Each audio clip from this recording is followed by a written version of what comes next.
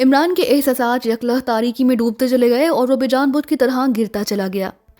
Black squad का in charge John Carlos एक लंबा, तड़ंगा और इंतहाई मजबूत जिस्म का मालिक नौजवान था। उसके जिस्म में ताकत जैसे कूट कूट कर भरी हुई थी और उसके चेहरे पर मौजूद जख्मों के पुराने निशानात इस बात का सबूत देते थे कि उसकी सारी जिंदगी लड़ाई भड़ाई में ही गुजरी है। उसके चेहरे पर इंतहाई संजीदगी और करहतगी सब थी। वो इस वक्त पहाड़ियों के अंदर बनी हुई सब हेडक्वार्टर की इमारत के एक कमरे में मौजूद था। उसका नंबर 2 फेडरिक था, जो उसके दूसरे साथी हेनरी के साथ गया हुआ था, क्योंकि फेडरिक को एक चट्टान के पास ब्लैक स्क्वाड के एक मुसल्लह शख्स की हलाकत की खबर मिली थी। उस आदमी की गर्दन तोड़ी गई और वो जगह जहां मुसल्लह आदमी की लाश मिली हेडक्वार्टर से ज्यादा दूर नहीं थी। इस इत्तला पर जॉन कार्लोस कंफर्म हो गया कि इमरान और उसके साथी न सिर्फ पहाड़ियों के अंदर दाखिल हो गए बल्कि वो एक्शन में भी थे। यही वजह थी कि उसने फेडरिक के साथ अपने एक और खास आदमी हेनरी को भी भेजा और अब उन दोनों को काफ़ी देर गुजर जाने के बावजूद उनकी तरफ से कोई इत्तला ना मिली, इसलिए वो बेचैनी के आलम में मुसलसल टहल रहा था।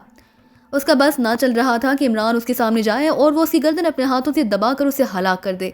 उसे चीफ की तरफ से इत्तला मिल गई कि चीफ ने एंजेला और जैक के हेडक्वार्टर का मलबा हटाने का काम क्रिस्टाइन के सेक्शन को सौंपा था, जो वहां भारी मशीनरी लेकर बजाते हुए पहुंची थी। उसे चंद ही घंटों में सारा मलबा हटा लिया। मलबे के नीचे से उन्हें चंद लाशें तो मिल गई, लेकिन वो लाशें एंजेला, जैक और उसके साथियों की थी, जबकि इमरान और उसके साथियों की कोई लाश भी नहीं मिली। तहखाने की सफाई के दौरान उन्हें एक खुफिया सुरंग भी मिली जिसमें कुछ लोगों के गिरने के निशानात मौजूद थे। क्रिस्टाइन और उसके साथियों ने उस खुफिया सुरंग में जाकर सर्चिंग की, जो काफ़ी दूर जाकर जंगल में निकली, और वहाँ जंगल में भी उन्हें 6 अफराद के पैरों के निशानात मिल गए, जिनमें 4 मर्दों के पैरों के निशानात थे जबकि 2 औरतों के। इसलिए क्रिस्टाइन ने चीफ को कंफर्म कर दिया कि हेडक्वार्टर पर मिसाइल हमले से इमरान और उसके साथी बचकर निकल गए हैं। ये सुनकर चीफ को बेहद गुस्सा आया, लेकिन वो भला क्या कर सकता था।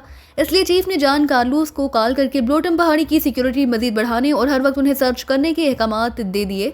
इसलिए जॉन कार्लोस ब्लैक स्क्वाड के तमाम मुसल्लह अफराद और अपने खास अफराद के साथ वहां पहुंचा हुआ था। आखिर कहाँ गुम हो गए हैं ये नॉनसेंस, 6 आदमी भी उनसे पकड़े नहीं जा रहे।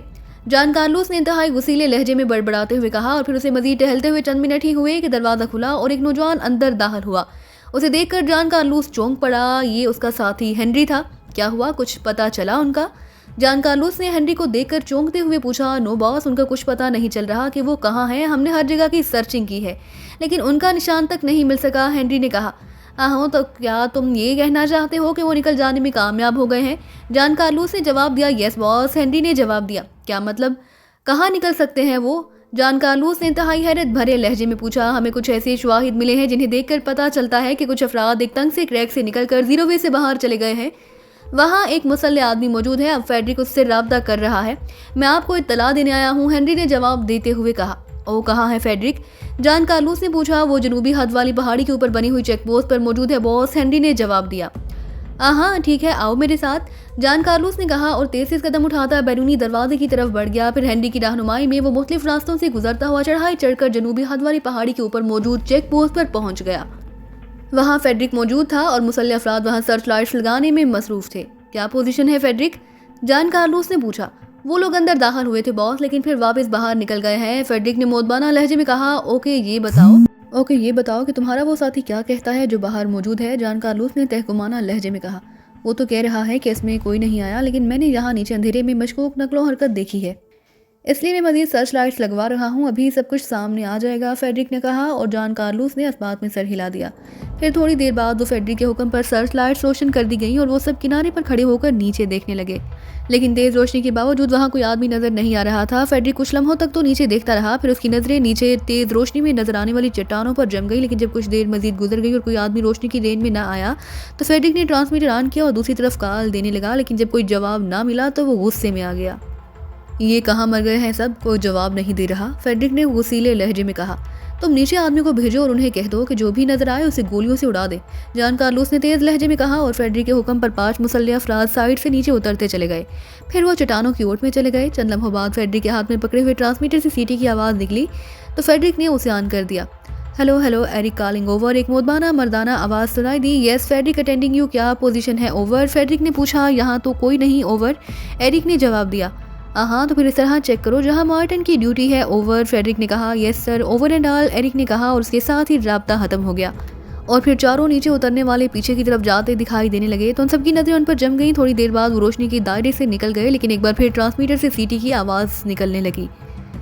हेलो एरिक बोल रहा हूँ, ओवर, एरिक की तेज आवाज़ सुनाई दी। Yes Frederick, attending you over, Frederick ने कहा। सर मार्टिन की लाश जहां पड़ी है उसकी गर्दन कुचलकर इंतहाई अजियत से उसे हलाक किया गया है, ओवर। एरिक की आवाज़ सुनाई दी तो जान कार्लोस बेइख्तियार उछल पड़ा।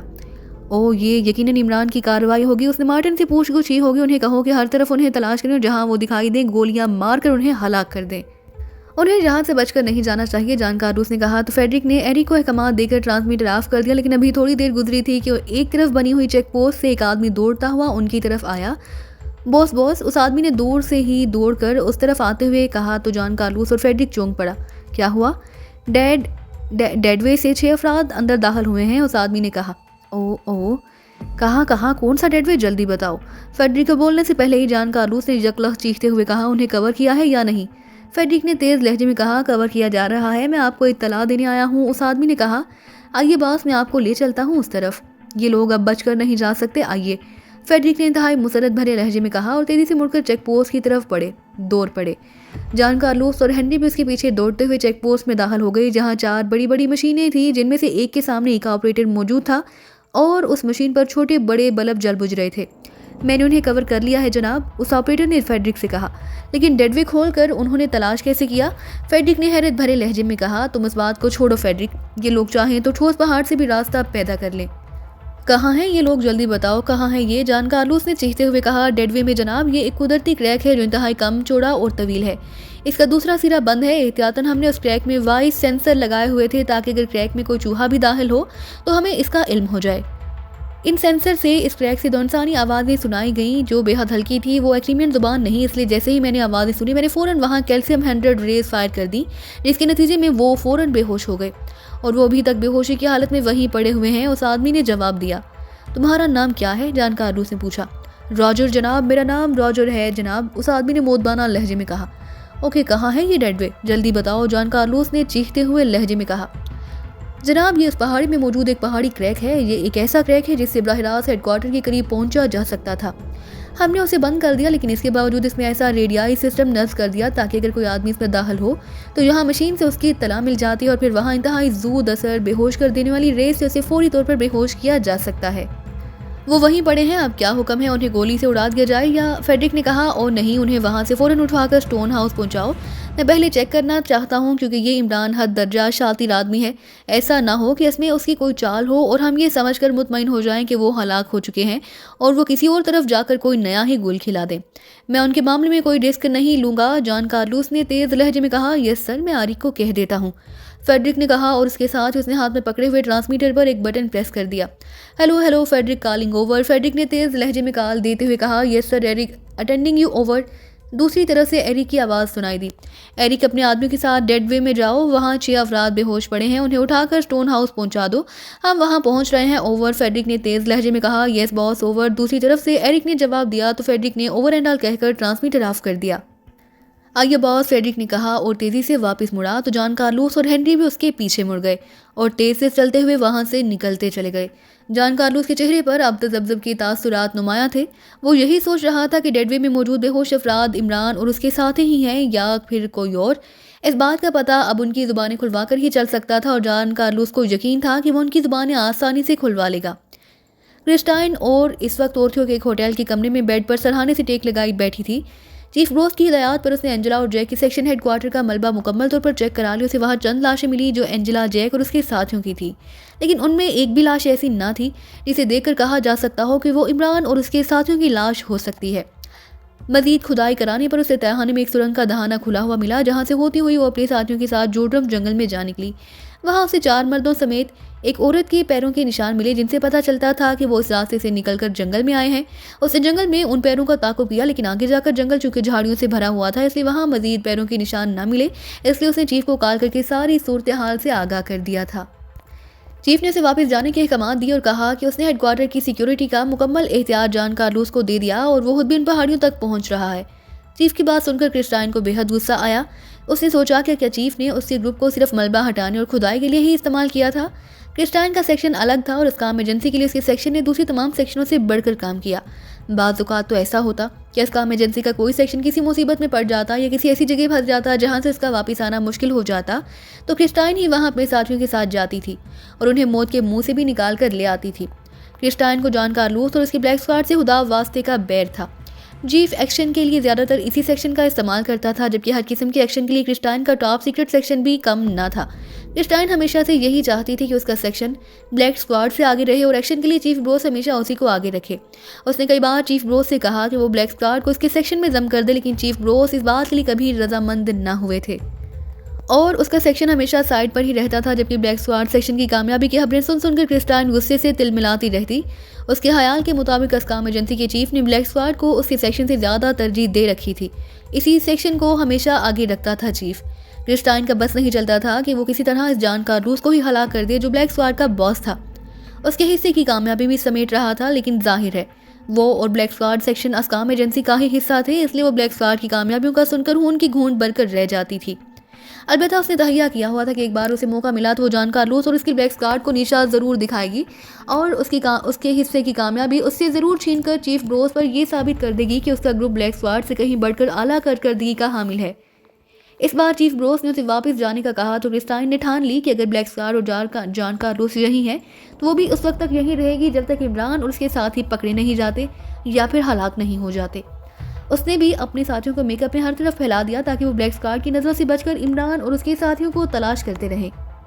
इमरान और उसके साथियों के बारे में चीफ ब्रोस ने उसे भी दूसरे सेक्शनों की तरह पूरी तफसील बता दी। इमरान और उसके साथियों के बारे में क्रिस्टाइन पहले से ही जानती थी कि वो कौन है और उनके काम करने का अंदाज क्या है, और उसे इस बात का भी इल्म था कि इमरान और उसके साथी अगर उसके हाथों मारे जाएं तो ना सिर्फ उसका अस्काम एजेंसी में इज्जत और वकार बढ़ सकता है, बल्कि उसका नाम पूरी दुनिया में शहरा पा सकता है। इसलिए इस बार उसकी शिद्दत से ख्वाहिश थी कि इमरान और उसके साथी ब्लैक स्क्वाड के हाथों नहीं बल्कि उसके हाथों हलाक हों। उसे इस बात की भी खुशी थी कि ब्लैक स्क्वाड इमरान और उसके साथियों को एंजेला और जैक के हेडक्वार्टर में होने के बावजूद हलाक ना कर सके।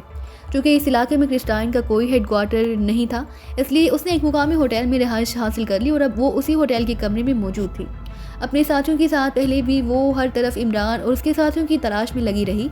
उसकी नंबर 2 एक लड़की ही थी जिसका नाम सिली था। क्रिस्टाइन ने सारी जिम्मेदारी सिली पर ही मोड़ रखी थी कि वो अपने आदमी के हमरा फ्लारिया के एक शहर में एक कस्बे और एक गांव की तलाशी ले और हर इस मुकाम पर इमरान और उसके साथियों को ढूंढे जहां उनके मौजूद होने के इम्कानात हो सकते थे।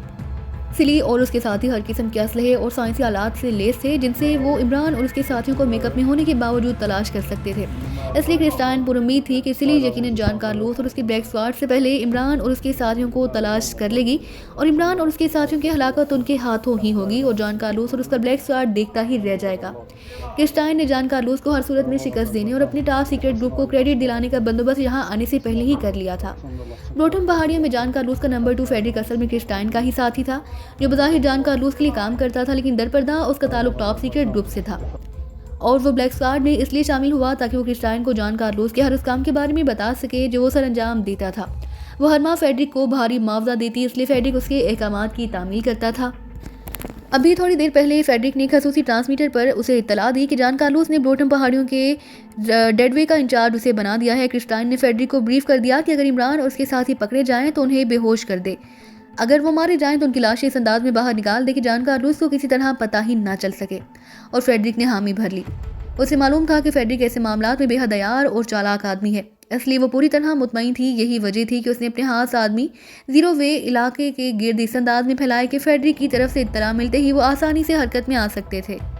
गो इस वक्त रात काफ़ी गुजर चुकी थी, लेकिन वो जाग रही थी क्योंकि उसे खदशा था कि इमरान और उसके साथी आज रात ही अस्काम एजेंसी हेडक्वार्टर के अंदर दाखिल होने की कोशिश करेंगे। इसके साथ साथ उसके आदमी इमरान और उसके साथियों को हर मुमकिन जगह पर भी तलाश कर रहे थे, लेकिन उनकी तरफ से भी कोई रिपोर्ट ना आई थी। अभी क्रिस्टाइन बैठी ये सारी बातें सोच रही थी कि सामने पड़े हुए ट्रांसमीटर से तेज सीटी की आवाज़ निकल पड़ी। क्रिस्टाइन बेइख्तियार चौंक पड़ी। उसने हाथ बढ़ाकर ट्रांसमीटर ऑन कर दिया। Hello hello William calling over. एक मर्दाना सी आवाज़ सुनाई दी तो क्रिस्टाइन बेइख्तियार चौंक पड़ी क्योंकि विलियम इस ग्रुप का इंचार्ज था जो उसकी नंबर 2 सिली से अलग होकर जीरो वे इलाके की एक सिमत में मौजूद था। Yes Christine attending you over. Christine ने तहकुमाना लहजे में कहा। मादाम जीरो वे इलाके के शुमाल मगरिब की तरफ गैर मामूली सरगर्मियाँ देखने में आ रही हैं ओवर। दूसरी तरफ से विलियम ने कहा तो क्रिस्टाइन बेइख्तियार चौंक पड़ी। गैर मामूली सरगर्मियाँ क्या मतलब ओवर? क्रिस्टाइन ने चौंक कर पूछा। मादाम यहाँ पहाड़ी इलाकों के हर अहम मकामात पर खसूसी सर्च लाइट्स लगाई गई हैं और इन सर्च लाइट्स की मदद से नशेबी इलाकों के हर हिस्से की चेकिंग की जा रही है। जहाँ ब्लैक स्क्वाड के मुसल्लह अफराद भी मुझे हर तरफ फैल कर जाते हुए दिखाई दे रहे हैं ओवर। विलियम ने कहा। ओ इसका मतलब है कि ज़रूर वहाँ कोई ना कोई गड़बड़ है ओवर। क्रिस्टाइन ने चौंकते हुए कहा। Yes madam over. तो फिर तुम अपने साथियों समेत होशियार रहना और सुनो, जब तक मैं कॉल ना करूं तुम लोगों ने किसी किस्म की मुदाखलत करनी है और ना ही किसी के सामने आना है, ओवर। क्रिस्टाइन ने तेज लहजे में बोलते हुए कहा, यस मादाम, मैंने तो इसीलिए इत्तला दी है कि ये बात आपके नोटिस में आ जाए और बस, ओवर। क्रिस्टाइन ने कहा और ट्रांसमीटर ऑफ कर दिया। एक बार तो उसका दिल चाहा कि वो खुद फेडरिक को कॉल करे, लेकिन फिर उसने इरादा तर्क कर दिया क्योंकि उसके और फेडरिक के दरमियान यही तय हुआ था कि वो फेडरिक को खुद कॉल करेगा। चनाचे वो खामोश रही, लेकिन अब उसकी नींद उड़ चुकी थी क्योंकि उसे एहसास हो गया कि कामयाबी का मरहला करीब आ चुका है। फिर तकरीबन 2 घंटे मजीद गुजर गए, लेकिन फेडरिक की कॉल न आई तो क्रिस्टाइन से ना रहा जा सका। उसने ट्रांसमीटर पर फेडरिक की मखसूस फ्रिक्वेंसी एडजस्ट करनी शुरू कर दी और फिर फ्रिक्वेंसी एडजस्ट करके उसने बटन ऑन कर दिया। Hello hello, white leading calling over, Christine ने लहजा बदलकर बार बार कॉल देते हुए कहा। उस लम्हे एक छोटा सा बल्ब ट्रांसमीटर पर जल उठा। Yes Blackman attending you over, Frederick की आवाज़ सुनाई दी। वाइट लेडी और ब्लैकमैन में उनका मखसूस कोड था। ब्लैकमैन, मुझे कुछ देर पहले ये रिपोर्ट मिली है कि शुमाल मशरिक की जानी पहाड़ी के पास गैर मामूली सरगर्मियाँ देखी गई हैं। क्या हुआ है वहाँ, मुझे तफसील बता सकते हो, ओवर। क्रिस्टाइन ने कहा, यस मादाम, यहाँ हमने 6 अफराद को ट्रेस किया है जिनमें 4 मर्द और 2 औरतें शामिल हैं। मैं उनके साथ ही मौजूद था क्योंकि बॉस के सामने आपको मैं कॉल ना कर सकता था, इसलिए मैं इंतजार कर रहा था और अब आपको कॉल करने के लिए खसूसी तौर पर वॉशरूम में आया तो आपकी कॉल आ गई, ओवर। दूसरी तरफ से कहा गया, इन सब बातों को छोड़ो, मुझे उन अफराद के बारे में बताओ, कौन है वो, क्या वो वही हैं जिनकी हमें तलाश है, ओवर। क्रिस्टाइन ने चौंक कर तेज लहजे में पूछा। अभी हतमी तौर पर कुछ नहीं कहा जा सकता मादाम, बॉस उनकी खसूसी चेकिंग कर रहे हैं लेकिन उनके मेकअप वॉश नहीं हो रहे। जैसे ही उनके बारे में कुछ पता चलता है मैं आपको फौरी मतला कर दूंगा, ओवर। दूसरी तरफ से कहा गया, यस मादाम, आप बेफिक्र रहें, बहरहाल किसी न किसी तरह आपका काम हो जाएगा, लेकिन ये बता दो कि यहाँ की जो सूरत हाल है उससे मुझे महसूस हो रहा है कि आप तक लाशें ही पहुँच सकेंगी, ओवर। फेडरिक ने कहा, कोई बात नहीं, मुझे लाशें भी मिल जाए तो मैं काम चला लूँगी, लेकिन तुम उनकी लाशें वहाँ से गायब कैसे करोगे? क्या बॉस और उसके खास आदमियों की मौजूदगी में तुम उनकी लाशें गायब करा सकोगे, ओवर? क्रिस्टाइन ने कहा। आप फिक्र ना करें मादाम, इसके लिए मैंने पहले से ही मुकम्मल मनसूबाबंदी कर रखी है। मेरा खास ग्रुप यहाँ मौजूद है, जैसे ही मुझे मौका मिला मैं जहाँ से उनकी असल लाशें गायब करा कर दूसरी लाशें पर रखवा दूंगा, ओवर। दूसरे आदमी ने कहा, ओ गुड आइडिया, तुम वाकई ज़हीन हो, लेकिन बहरहाल जान कार्लोस इंतहाई ज़ेरिक और खतरनाक हद तक ज़हीन है, इसलिए हर तरह से मोहतात रहना, ओवर। क्रिस्टाइन ने मुसरत भरे लहजे में कहा, यस मादाम, आप बेफिक्र रहें, मैं ये सब कुछ किसी न किसी तरह से कर लूँगा, ओवर। फेडरिक ने कहा, उनकी लाशों की जगह तुमने दूसरी लाशें रखने के लिए क्या इंतजाम किए हैं, ओवर? क्रिस्टाइन ने एक ख्याल के आते ही कहा, मैंने सारा बंदोबस्त कर लिया है मादाम, आप बेफिक्र रहें, बहरहाल काम हो जाएगा, ओवर। दूसरी तरफ से जवाब दिया गया, okay over and all, Christine ने मुतमईन लहजे में कहा और उसके साथ ही उसने ट्रांसमीटर ऑफ कर दिया। अब उसके चेहरे पर इत्मीनान था, उसे फेडरिक की सलाहियतों का इल्म था और अब उसकी प्लानिंग भी उसे मालूम हो गई थी। वो इमरान और उसके साथियों की जगह अपने ही मुसल्लह साथियों को हलाक करके उनकी लाशें रख देगा। गो ऐसा सोचना ही हमाकत थी कि कोई अपने ही आदमी को इस तरह हलाक करे, लेकिन वो जानती थी कि फेडरिक बेपनाह दौलत कमाने के लिए सिवाय अपनी ज़ात के बाकी हर शख्स को गोली से उड़ाने में एक लम्हे के लिए भी नहीं झिझकता। इसलिए उसे मालूम था कि बहरहाल रिजल्ट यही निकलेगा और फिर इमरान और उसके साथियों की लाशें उसकी तहवील में आ जाएंगी, जबकि जान कार्लोस मुंह देखता रह जाएगा और वो यही चाहती थी। इमरान उसके साथियों को जिंदा या उनकी लाशें वसूल करके वो चीफ रोज पर बहरहाल अपनी सबकत जाहिर कर सकती थी कि वो जान कार्लोस और उसके ब्लैक स्क्वाड से कहीं ज़्यादा ज़हीन और आला कारकर्दगी की मालका है। जिस तरह से दूर अंधेरे में जुगनू सा चमकता है, ठीक उसी तरह इमरान के दिमाग के स्याह पर्दे पर भी रोशनी का एक नुक्ता सा चमका और फिर तेजी से तारीख पर्दे पर फैलता चला गया। उसके साथ ही इमरान ने आंखें खोल दी। होश में आने के बाद चंद लम्हों तक तो उसके जहन पर धुंध सी छाई रही, लेकिन फिर आहिस्ता आहिस्ता उसका शऊर बेदार हुआ। शोर पूरी तरह बेदार होते ही उसने लाशौरी तौर पर हरकत करने की कोशिश की, लेकिन दूसरे लम्हे उसे मालूम हो गया कि वो राड वाली कुर्सी पर जकड़ा बैठा है।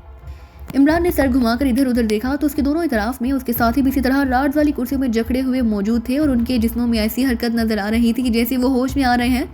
सामने दीवार के साथ 4 कुर्सियां भी मौजूद थी। इमरान को अपने चेहरे पर जलन का एहसास हो रहा था। चनाचे वो समझ गया कि उनका मेकअप चेक किया गया है, लेकिन इस बार उसने अपने साथियों के चेहरे पर एक और स्पेशल मेकअप किया था जो सिर्फ मरकरी के रगड़ने से ही साफ हो सकता था। इसलिए वो मुतमईन था और चंद लम्हों बाद एक एक करके उसे सारे साथी होश में आते चले गए। इमरान इस दौरान अपने आप को आज़ाद करने के लिए चेकिंग करता रहा। फिर जैसे उसे महसूस हुआ कि उनकी कलाइयों के गिर्द कड़े बटन से खुलने और बंद होने वाले हैं तो वो बेएहतियात मुस्कुरा दिया, क्योंकि उसने इन बटनों को प्रेस करने की खसूसी मश्क की हुई थी और उसे मालूम था कि वो आसानी से अपने हाथ आज़ाद करा सकता है। फिर इससे पहले कि वो अपने साथियों के होश में आने के बाद उनसे गुफ्तगू करता, अचानक सामने का दरवाज़ा खुला और जान कार्लोस अंदर आया। उसके चेहरे पर इंतहाई जोश के तासुरात मौजूद थे। उसके पीछे घुटे हुए जिस्मों के मालिक दोनों जवान अंदर दाखिल हुए। उन दोनों के पीछे 4 मशीन गनों से मुसल्ले अफराद थे। आखिरकार हमने तुम्हें पकड़ ही लिया है इमरान। जान कार्लोस ने इमरान को देखते ही इंतहाई फातिहाना लहजे में कहा। इमरान? क्या मतलब? कौन इमरान? या आप लोगों ने मुझे क्यों बांध रखा है? इमरान ने बदले हुए लहजे में कहा तो जान कार्लोस बेएहतियात खिलखिलाकर हंस पड़ा। तुम इन बातों से दूसरों को अहमक बना सकते हो इमरान, मुझे नहीं। मेरा नाम जान कार्लूस है।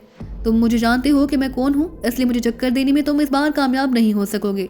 मैंने न जाने कब से तहैया कर रखा था कि तुम्हें अपने हाथों से हलाक करूंगा, और आज वो वक्त आ गया है।